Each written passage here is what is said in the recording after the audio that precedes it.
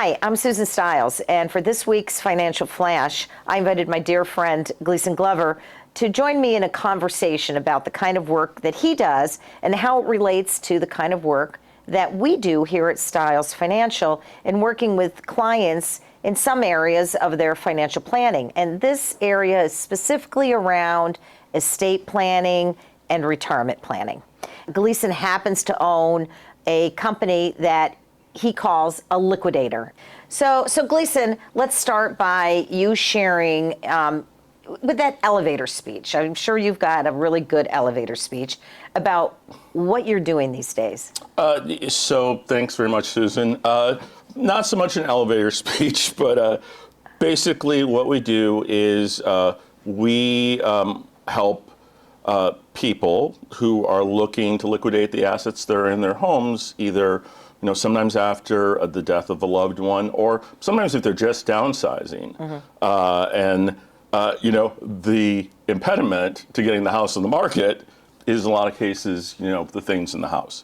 So we come in, we kind of stage it like a store. So we look up the values of, most of the things, we're really trying to price it to move, right? Okay. We're not trying to, we're not necessarily going to get the top dollar. We want the assets moved because that's the impediment to selling the home. So these are items that that have value to them. They're not something you're just going to throw away, and they have enough value that maybe you're not going to donate them. And it sounds like these are items that these individuals aren't necessarily going to pass on to their family heirs. And that's part of what I wanted to talk to you about. Well, yeah, there's kind of this generational thing. So I always make the illusion that the comedian George Carlin had this shtick about a place for your stuff. Right. And it seems like there's a certain generation that took that a little seriously. And so, first home, second home, cabin, lake home in Florida. And what's interesting is the younger generations aren't necessarily wanting those items. They're more concerned with the sale of the house, right? And so, they're calling us to kind of come in and help liquidate those items. And we in our lifetime can accumulate a lot of stuff, right? A lot. I have seen some very, very full houses, and you almost wonder how people live there. Right.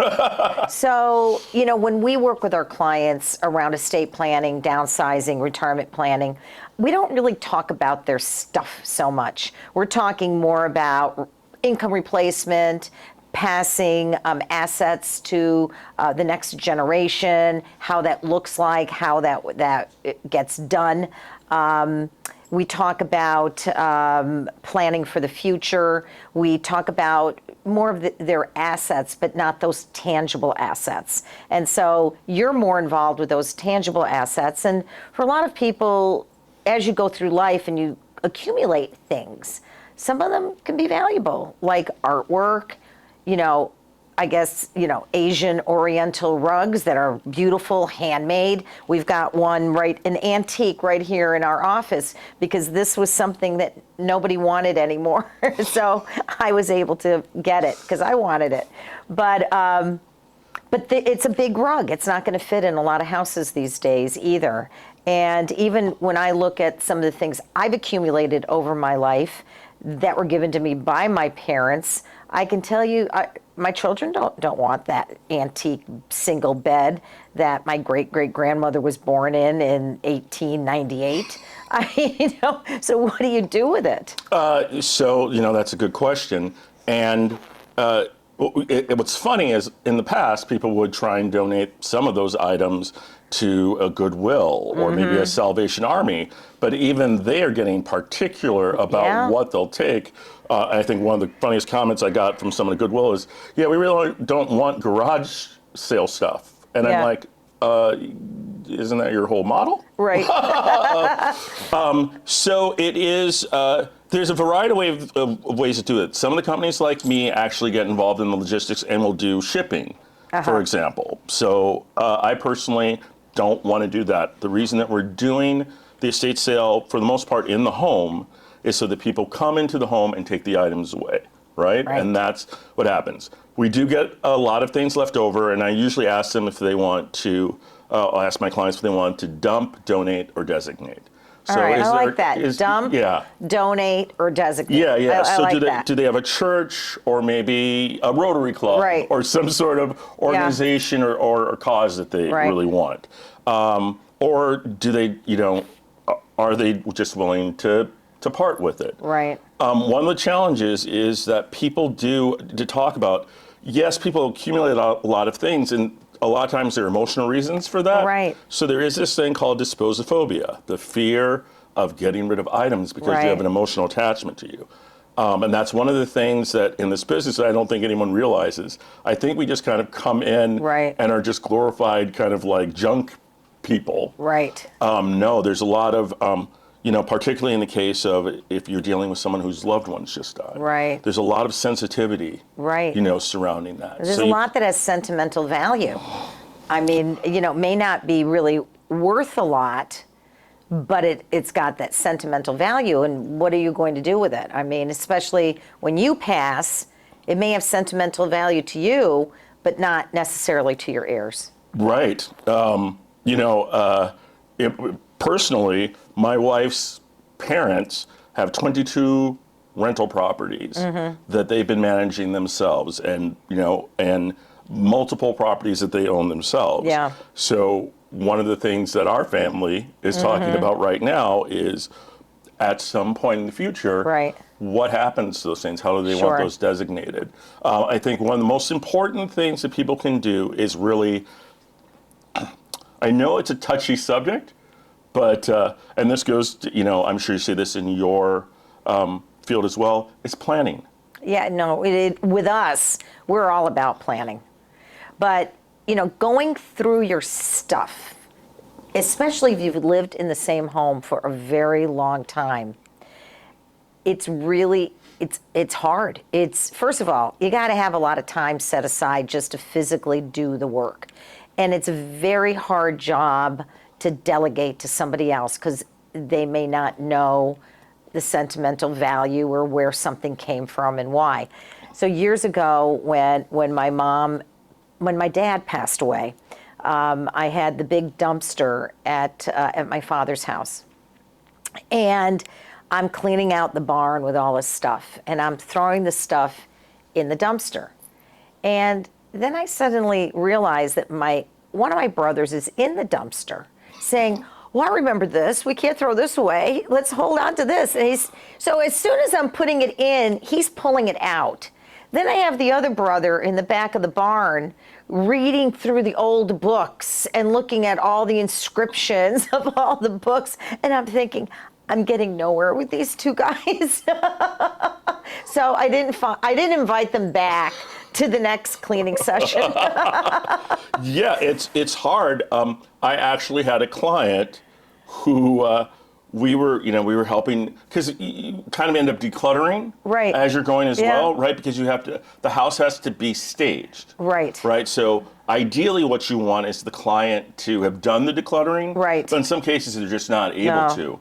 But I had a client, and I know this is kind of funny, but I had a client, and I had tossed the Norwest Bank like books.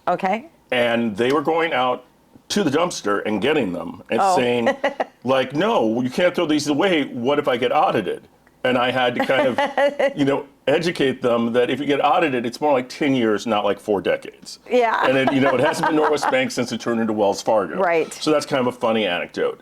Another situation, I had a young family, and the mother died suddenly in her early 50s. Wow. Unexpectedly, but they really wanted to sell the house, and it was kind of stressful to be there because they collected these like nutcrackers from Europe, and the mom would leave notes in them like, "Remember when we got these in Germany?"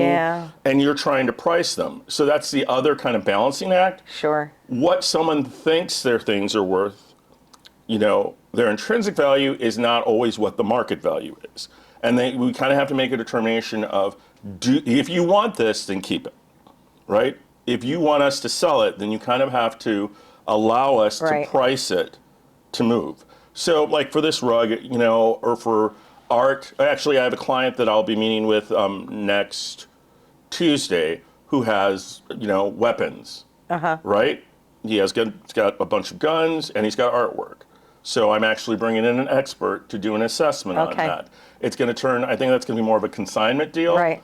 So I'll probably take possession of it and then, you know, try and sell it. That's not the ideal, because I really don't want to be a storage or a store, but there are those situations where you have to. But then what happens in consignment if it doesn't sell? Well, that means that you have to have an agreement. And that you can donate it. Right. Yeah. You know, that's where the donation kind of comes in. Can you donate guns? Yeah. I mean, I've never. You know what? I will find out and I will let you know. I don't know. I potentially have some buyers, I think, for the weapons. Because you wouldn't believe it, but weapons are pretty big right now. But I think there's some special, in order to sell guns, I think there's some special designations you need to have. And I have people that are in that world. So, Gleason, this reminds me, I was at somebody's home last week, and he had 2 rooms in his house with collections, okay? And being a collector of something, and you know, my husband's the collector of Billy Joel, and it's kind of that junk stuff. I say, what is all this stuff in the basement? Do we still have is the younger generation, are they collectors too? But they're collecting different things. Yeah, no, it's still the same, and there's that nostalgia, right? And what's interesting is you have a secondary market too. So there are people that are resellers that are selling on eBay and stuff that use sales like mine to get their materials, right? So their purpose is coming there to get a deal, right? And they're going to resell, and we're kind of aware of them. What's interesting there's kind of 3 main designations. I would say they're collectors, and collectors are like what you're talking about, what Jeff does. Where they're displayed. That's usually how you can tell. They're displayed proudly, there's cases and all of those sorts of things.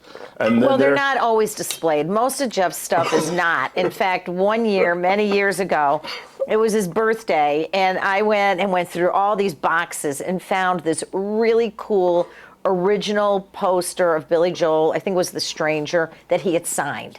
So I went, I got it framed, I gave it to him for his birthday. He was like in awe. Oh my gosh, where did you find this? You know how unique this piece is? This is so special. So that's... And he had no clue but that he owned it. He thought I had gone and bought it like on eBay or something, and he couldn't even believe that I was able to track down. And I let him believe it for a while. There is, So I said dysposophobia. There's also amnesia, apparently, that comes along with that as well, right? He doesn't even know what he owns. And that's typical amongst a lot of collectors. I'm a comic book collector. Are you? And my wife, of course, is like, how can we value them? How soon can we sell them? Right, but I don't know everything I have, right? And that changes, right? And COVID really brought a lot of those hobbies back. So people started collecting again. Are they still doing it? Oh, yeah, for sure. You think they are? Hot wheel cars, collectibles, toys. There's a whole cottage industry. There are websites that are dedicated to almost like people having their own CBS channels where they're selling just bulks and pallets full of items in real time. What one person thinks is junk, somebody else thinks is valuable. So, what if you think something's junk and it's really worth something? Well, you've heard the stories at Goodwill. They bought this, beautiful, I don't know, Dynasty China vase, and then, it's worth all sorts of money. And I always wonder how they found that out. My guess is they had it appraised. Right. So they must have had a sense, and I think most of the people that are kind of buying those types of things we call them treasure hunts. Yeah. Right? So you do have people that are literally going to every single Goodwill and Salvation and garage Army. Sale. Right. There's not time enough in the day to go through every single item that you're looking at donating and looking up its value. Yeah. Right? A lot of people will go to eBay or we use something called Worth Point that shows kind of transactions that have actually been done historically. And it's kind of an aggregator of all those sites. But one of the problems with like an eBay is you look and you'll see like maybe this set, right? You'll see something like this set, and you'll notice that, hey, someone sold that for $3,000, right? Yeah. But you look at everyone else, and they're all selling it for about $100 to $200. Right. So what, the 3,000 is an outlier. Right. Right. And there are people that are trying to kind of game the system. Yeah. Right. Hoping that someone won't realize that and give them $3,000 for it. So, there is a certain amount of research that goes into it. But again, at the end of the day, our company name is Moving On Asset Liquidation. Okay. So the emphasis is on liquidation. Right. And again, there's a strategy involved. In almost 90% of the cases, the reason that we're being hired is because there's either a move, a downsizing, or a death. But in all the cases, pretty much, it's all to get the house ready to go on the market, because that's where the real money is in the real estate. Okay. But it's getting rid of that stuff you've been accumulating and it's hard. that nobody wants. It's hard. Well, because how do you tell someone that something that they hold really valuable is stuff, right? So that's why asset, right? It's an asset that you are looking to move on either to a more deserving person, right? Someone that will appreciate it, right? Or there are people that are just like, I just want a gun. As people go through life, and you're at this peak of accumulation, and this is also true with your portfolios. And now there's that decumulation period of time where you're spending down your assets, and if you don't take the time to start moving out your tangible assets, you're going to leave a lot for your kids. That happened to me with both my parents. They left me with a lot to do, and then you already heard about my brothers. So it's a lot of work. Did your parents have any sort of written will or anything? Yeah, they both did. It was just a basic, simple will. Really just basic, simple. But it wasn't that so much. It's like, okay, here's the houses, here's the sofas, here's the antiques, that kind of thing. What do we, how do you even put a value on them? They're antiques. Are they really antiques? Because there's valuable antiques, and there's antiques that they call antiques. It's just old furniture that's been around in the family. So what's the difference between an antique and a piece of old furniture? Right. I mean, seriously. It's kind of in the eye of the beholder. Right. One of the things that's also kind of interesting, particularly with families, is death has a way of kind of bringing out some of our, let's not say our better natures. That's true. I've heard, who is the guy that is Rotary with you? That's the estate lawyer. Is it Carlin? I know who you mean. He told a story about, I think it was two brothers. Yeah. They were arguing over, I think it was a $4,000 item that had been left that they both wanted. Right. So one guy went and got a $100,000 lawyer. Yeah. When the brother found out that he got a $100,000 lawyer, he went out and hired a $110,000 lawyer. Right? So it can get very contentious. Yes. On our website, we actually have something that was recommended by an estate lawyer called Who Gets Grandma's Yellow Pie Plate. Oh, geez. And it's got some kind of tips and hints on how to kind of prepare for that. Some people will do things. There are actually families that'll do like a football draft. Okay. Right? Oh, really? Yeah, so that you pick numbers and you kind of go through like that. But again, preparation and just planning is the easiest way. If you're the one that owns the assets and you don't want your family to have to go through some of the things like you did, just have a plan. Right. I understand that it's a sign. I think people don't like to do it because it's a sign of their mortality. That's right. Right? Oh, it's absolutely. Like if I'm planning for my eventual demise, right, I don't feel like I'm close to that now. But it's also good to know what your kids and grandchildren want of your things. Right. Because it's in order to know that, you got to ask the question, okay? You really do. And not too early though. no, my husband's mom, she did a great job when she moved out of the family home in Austin. She spent a lot of time going through everything and, invited her 2 sons down to say, okay, I'm clearing everything out.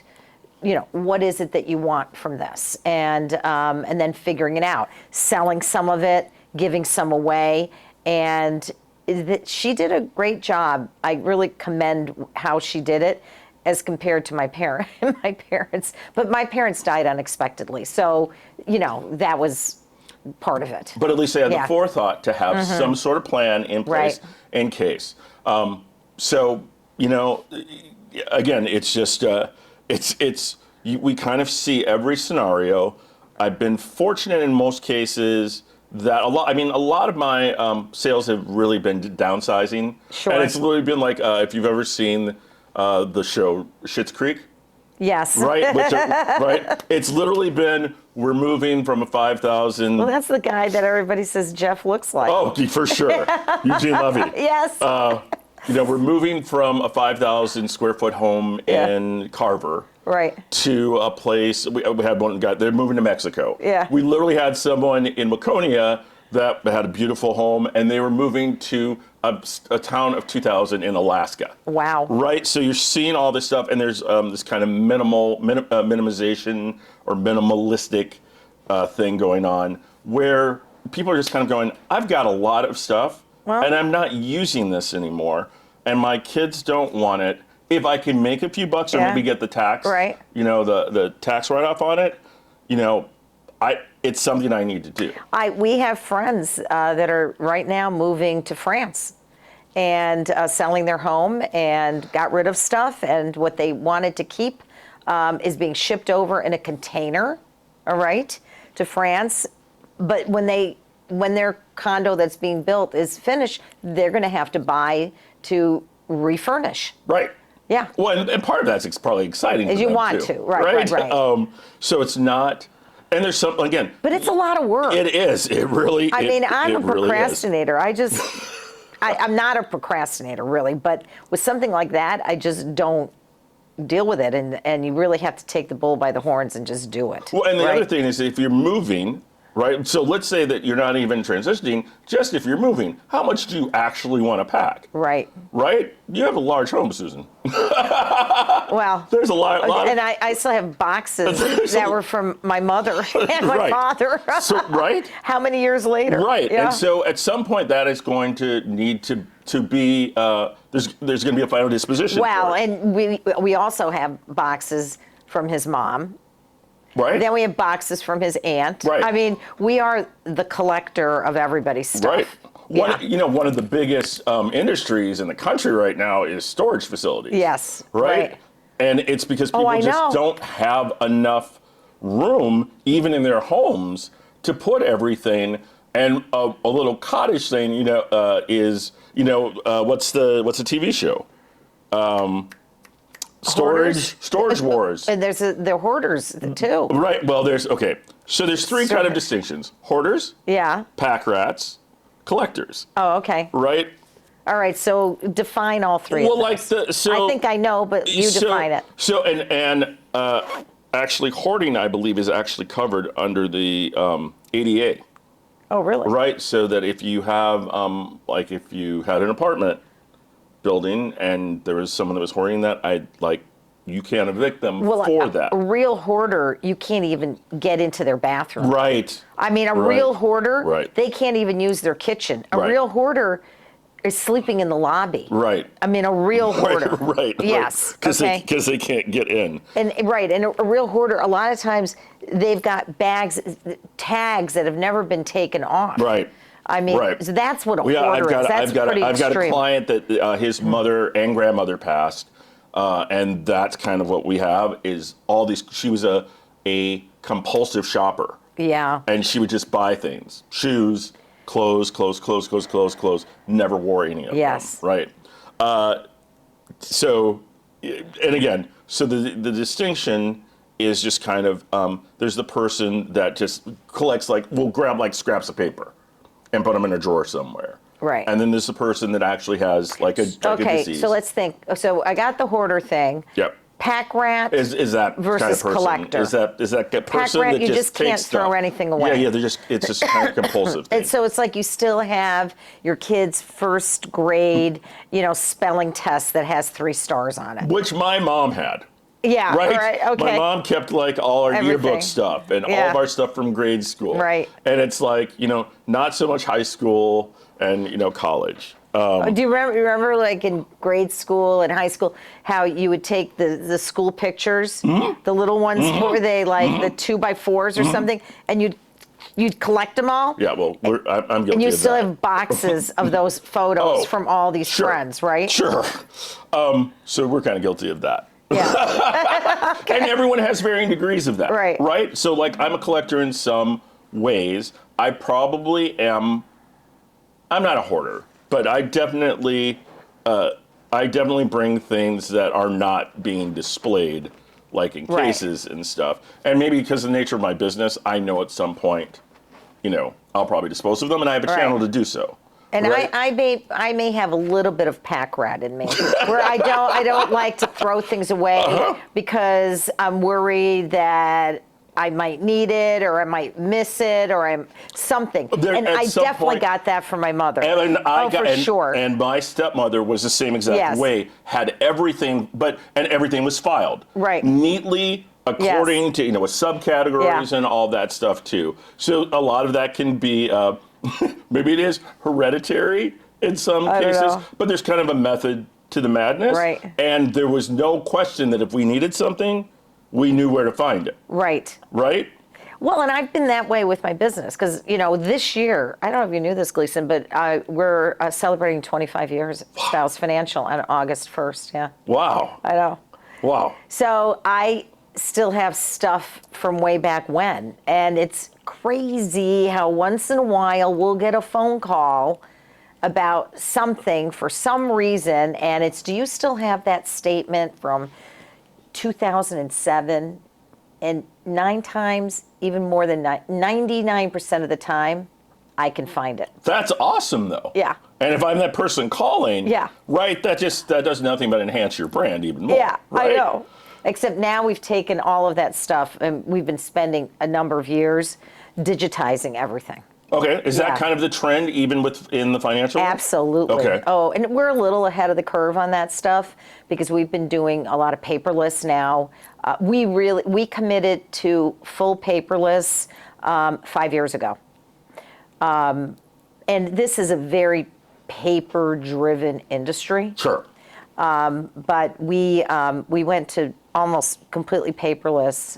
Was that an eco-friendly decision, or was it just a? I think it was eco-friendly to a certain extent, but it was also just efficiencies and storage space, and we could just see that was where the future is, and it's much more efficient just for onboarding clients. I mean, you've seen this in the housing industry. Yeah. When you buy and sell a house, it's all electronic, okay?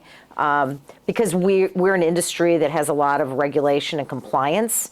A lot of, you have to follow certain rules and guidelines, and there's only certain software programs, filing systems, database systems that are approved by the SEC.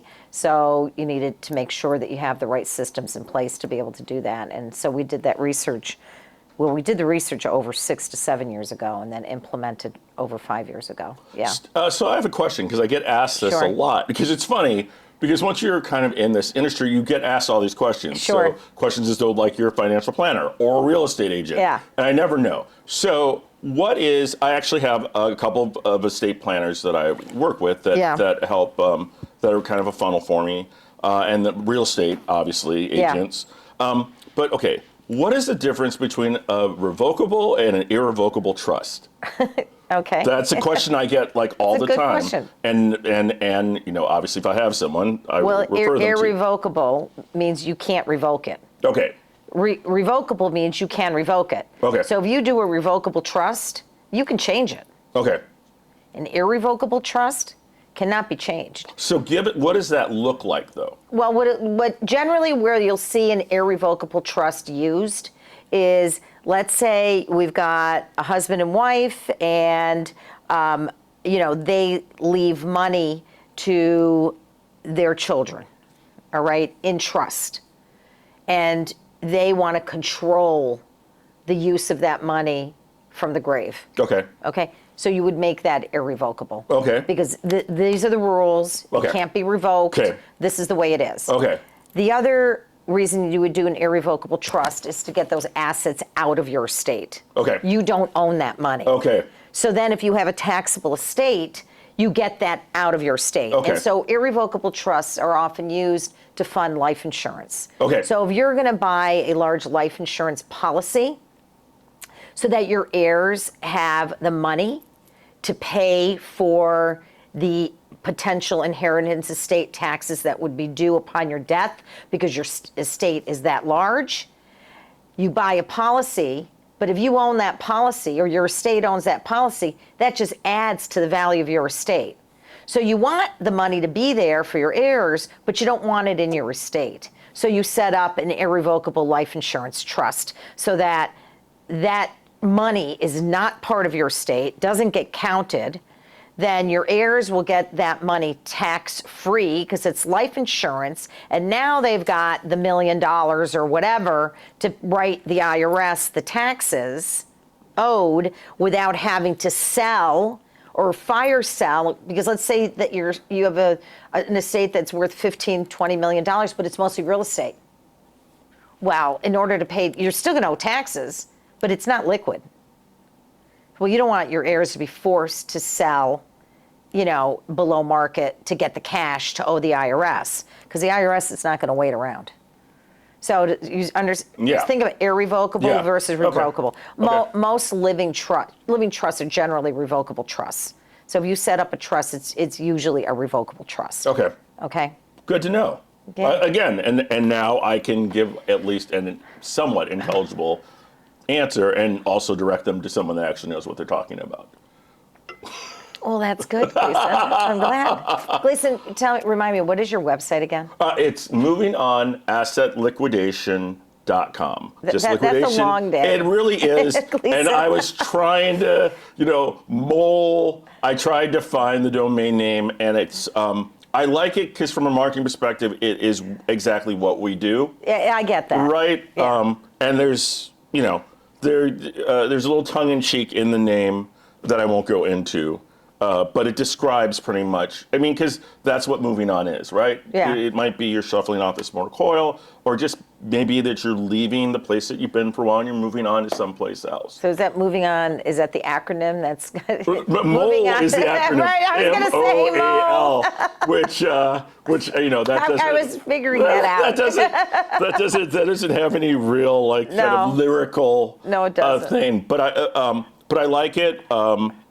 I like it, and again, I really feel like this can be a really difficult thing for people. Yes, so I feel like I we're know. coming alongside them and helping them through this transition. Again, you have to have a pretty decent bedside manner. I was just going to say that, and you have that. You do. You're a nice guy. I try. You have that. I try. Look, there are some psychological. Clients, well, it is. There's a huge psychological component. But there are some clients that will test you because, again, you're like, okay, you hired me to do this to help you, right? But you're in my way. Right? You're not allowing me to do what you're hiring me to do. You're going to hold me accountable if you don't get the results that you want. And in most cases, there's a written agreement that says, hey, this is the deal. Right? And that's how it goes. I recently had a client that that had something that was really collectible, and I was using that as part of my marketing schema. And I understand that to them, it was really emotional. Sure. But the day before the sale, they decided to remove the items from the property, which left me in a very precarious situation where people had literally come from miles away for those items. And, when I talked to them, they were just like, I just couldn't do it. And of course, I was like, that's a conversation we should have had then, prior. What do you do in that? Because now you spend all this money marketing. I mean, it puts you in a horrible position. But it was at a very eclectic sale. There were a lot more treasures that were there. Yeah. So part of that was, okay, I talked to the people individually and explained what had happened. And they kind of, I think they sensed, because they kind of met, especially one of them had come a day early to make sure that they were the first in line, right? And it literally stayed overnight. Oh, boy. And it kind of met us and the owner. So I think they kind of got that could, you know, that wasn't beyond the pale of orthodoxy. And they got a feel for kind of me and my team. Sure. But it was really, really, you know, it was embarrassing. I know. And I went out before the sale even started and had to make the announcement. And, you know, but I heard bait and switch, you know, which just made me cringe. But I'm like, this is not how we do things. I apologize. I'm, you know, being as upfront as we can. There's other goodies in here. And that's kind of what I did. And what I made sure is moving in, that was a great lesson to learn. In the future, it will be in writing. Sure. You are not allowed, once we have an agreement, and it's actually in our kind of our standard contract, is that the liquidator, which is us, has the right to price things to move, right, at our discretion, right? And after a certain date, anything that's not to be sold needs to be removed. Okay. Right? So that's been one of the challenges. I'm kind of kind-hearted, and I've allowed people to kind of be there as we were setting up and doing things, and they're like, "Oh, you're pricing that at that, right?" And then all that does is causes, you know, confusion. So, Gleason, let's talk about four concepts, 4 words that we've talked about today. Okay. One is liquidator. One is estate sale. One is garage sale. And one is auction. Oh, okay. So how do all these differ, and how are they overlapping? Okay, so an auction is basically it's a bidding process, right? Usually it is. Oh, I guess in the past, you know, it was kind of done in person at an auction house, right? Like a Sotheby's or a Luther, right? Is a big player here.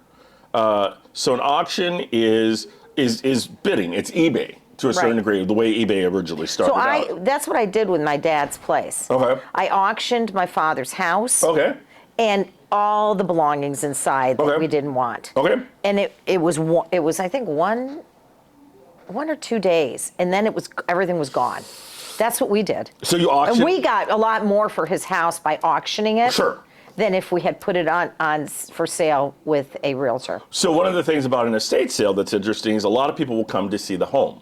Because a lot of times you're having the sale before the house is actually on the market, right? Okay. Because the things are still in there. Right. So people are coming not necessarily even for the sale, but they're like, so one of the things I'll do is I'll make sure I have the real estate agents, the selling agent, or whoever is going to be doing the selling, that I'll have their card there. Right. Right? So, you want to talk about the house? Right. And go ahead and contact them. Sure. Okay, so an auction is a bidding thing. Sure. And what happens is, so there's this psychology in auctioning. And it's when people see something, they kind of visualize that it's theirs. Okay. Like these, right? Right. I have a place for them. I know exactly where it's going to go. Right. I know what shelf it's going to be on. And so when you get in this bidding thing, there's some ego and there's a level of threshold. Sure. Like, no, you're not getting my stuff. You're not getting my stuff, right? And that drives the price higher, right? So there's a whole psychology behind that in competition. And professional auctioneers how to play that. Right, totally. And then sometimes they'll have plants. Right, well, they're not supposed to. They're not supposed to. I think in Minnesota, what you're calling shell bidding is not supposed to be taking place. But and maybe not anywhere. I don't know. You always hear about it. I think it's a state. I think it's a state thing. Yeah. And there's ways that the platforms can kind of monitor and the auction house gets a percentage. Yeah, and of the total amount that they raise. It's usually a flat rate plus what they call a buyer's premium. Right. Which is on top of that. Sure. Right? So I bought this for $10 and a 20% buyer's premium. Right. So that's the total to the buyer. Right. So you need to kind of calculate that, right? And you can have auction. You can go to a live auction. Yep. But there's also a lot of live auctions that you can do online. Oh yeah, yeah. So there's this new platform now called Whatnot, which is what I was telling you about. Okay. The CVC things. So I told you I collect comic books. Yes. So you literally have these kind of mini shows. Yeah. Where they're branding themselves, Sure. and they have their collections, and they're out, and they're giving you 20 minutes or 20 seconds to bid on this book, and you Right. can just watch it. Yeah. Right. There's competition based on what the value or perceived value is. So that's an auction. The estate sale again is traditionally in the home. Everything's priced. Right. And what we'll normally do is the first day everything's at the price that we mark it at. Right. It will kind of make an assessment at the end of the day what's left. Right. Right? Our goal is to get rid of 100 or at least, 90% of the Right. stuff. So we tend to be a little more flexible on day 2.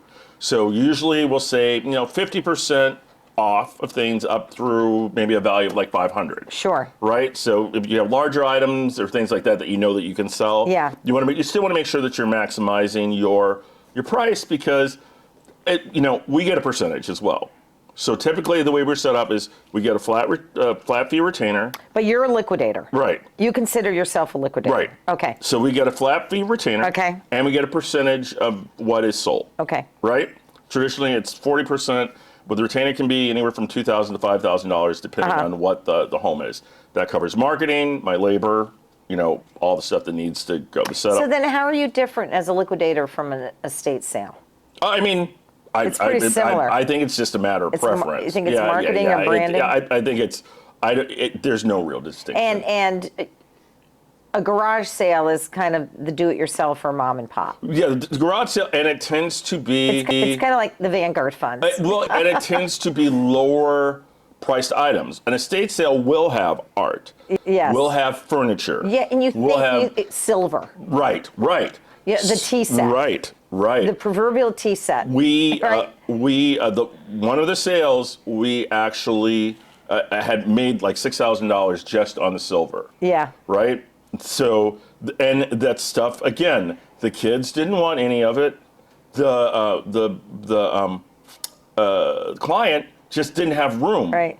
And no one's formally entertaining anymore. So these are the things that are really hard. Formal tea sets. I mean, Tea first sets. of all, the young water doesn't generation, stay hot. Yeah. They're so impractical. Does it go into the mic or into the dishwasher? No. China. What about the bone china? Bone Royal china. Dalton Bone bone china. china. People know about bone china for Yeah. sure. But your kind of run of the mill china. Very difficult to liquidate. Yeah. And if you can go to Goodwill or Salvation Army and find rows and rows and rows of it. Can you really? I've ended up donating a lot of it, and I'm amazed that when I go to see what they've marked it up at, right? Like 3 times what I would have had it at. And Oh, really? Yeah. So Does it sell? It probably does, but Yeah, I don't. If it doesn't sell at my sale, I'm on to the next sale, right? Yeah. So that's so that's estate sale, auction. What was the other thing now? Well, we took garage sales, and yeah. then what was the fourth? Well, we said auction, estate sale, Yep. liquidator, and garage sales. Yeah, But I don't see as many garage sales like we used to. They still exist. I mean, drive lot of around the work. neighborhoods, Yeah. right?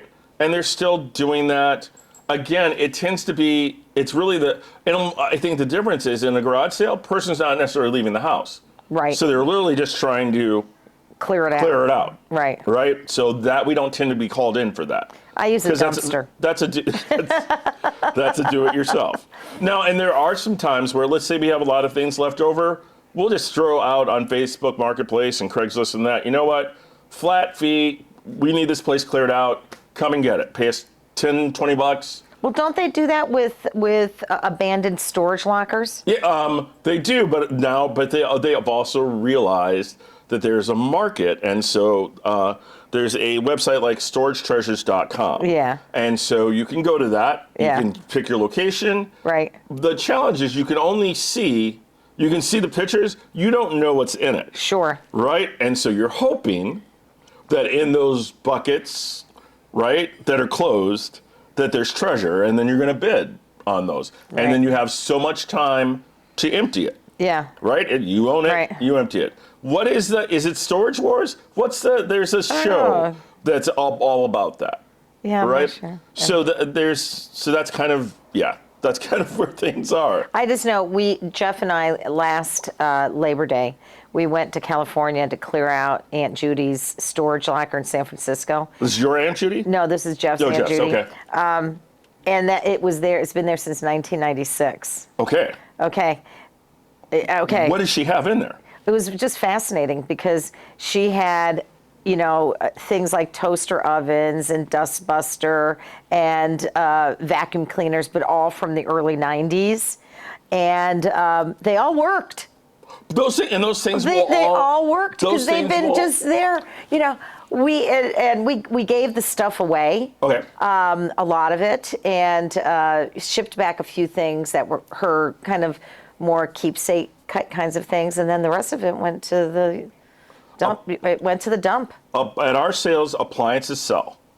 Really, because these appliances were old. Yeah, but They were like over 30 years old. But they still work because they've never been used. So we actually gave that stuff to, there was a young man helping us who was going to college, and he needed stuff for his new apartment. Perfect. We gave him all her dishes. Yeah. We gave him all that. He goes, I needed all this stuff. Perfect. Yeah. I mean, so those things, so the household, the common goods that we all use every single day, Right. those things will go. Okay. All right? Cool. Plates, dishes, that kind of stuff. Sure. All those everyday things. It's the more, the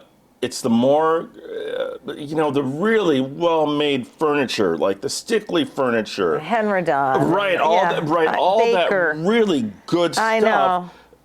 There just seems to be a generational thing. It feels that like says, it's old-fashioned. Well, so mid-century modern is still a thing. Yes. Okay. Right. So yes. that's kind of the exception, but Actually, mid-century modern, a lot of new furniture today is a mid-century modern style. Have you noticed some of these sofas and how low they are? Yeah. I mean, Gleason, especially for you. I mean, seriously. You gentle giant. Yes, right? Yeah. I mean, these sofas are so low, they're not comfortable. But a lot of the grandkids and the kids are like, we don't have room for this. Right. Right? A 6-foot, Belgian, handcrafted armoire. Sure. You need the house for that. Right. Like the China, everybody always needed a China closet, a China buffet. Right. Nobody wants that anymore. Right. I have one in my house right now, and does it get used? As a display. I have one. I've got it filled with my stuff, and it does get used. Okay, well, dishes and plates. But you're the quintessential entertainer too, and you have clients. Your profession. We use our stuff. Yeah, for sure. The best parties are a styles party. So yeah, I mean, what's so interesting is you've got this kind of this generational thing, right? So the baby boomers are starting to go bye-bye. Retire, natural attrition. And then you've got this generation coming up. So there has been this kind of funny thing about, okay, this generation has all this stuff. This generation doesn't necessarily want it. The baby boomers are the children of the traditionalists. Right. The traditionalists are the ones that lived through the Depression era, and therefore, where you just recycle your tin foil until it has holes in it. Right. I mean, they never threw anything away. And so then the baby boomers inherited all their stuff. And then grabbed their own stuff. Right. And now this generation is kind of being asked to, and they don't want any of it. They want none of it. They're like, from what I've seen. They're like, what is that valued at? And I'm like, well, I was told that it's like, on eBay it looks like it's $40. So can you get the $40, or shall we just move on? Right. They're like, we don't really care. How much, we know how much the house is worth. Right. Right? And that's what we're looking at doing is we want just to clean it out. Yeah. So that's why I was able to find this rug. For sure. But that's gorgeous. But you would have found this rug regardless. Right? We know that. Anyway, well, Gleason, this has been a lot of fun. I always have fun chatting with you. Our conversations can always go forever. Oh, they do. So, that's why we have to have dinners usually. That's right. That's right. But I really appreciate you coming in and sharing all your knowledge. I learned a lot today, so Good. I really appreciate Well, that. Thank you. And I did too. Yeah, So there you thanks. go. The Absolutely. exchange of ideas. It always works that way when it's a Awesome. share. Awesome. Thanks so All much, right. Susan. Yep. Thanks, Gleason. All right. Have a great Yep. one. The Financial Flash is created by the experts at Styles Financial Services, creating customized portfolios that fit your unique lifestyle and goals.